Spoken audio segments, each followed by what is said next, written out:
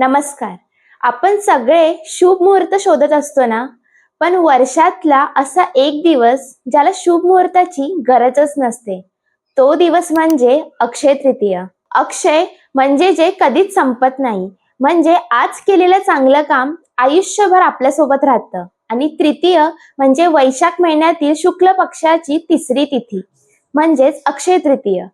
महाभारतात द्रौपदीला याच दिवशी अक्षय पात्र मिळालं होतं, ज्यामुळे कधीही अन्न संपलं नव्हतं आणि असंही मानलं जातं की याच दिवशी भगवान परशुरामांचा जन्म झाला होता.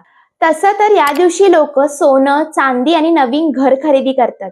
पण या सगळ्याहून अधिक एखाद्याची मदत करणं, दान करणं आणि नवीन कार्याची सुरुवात करणं हेच खरं अक्षय आहे.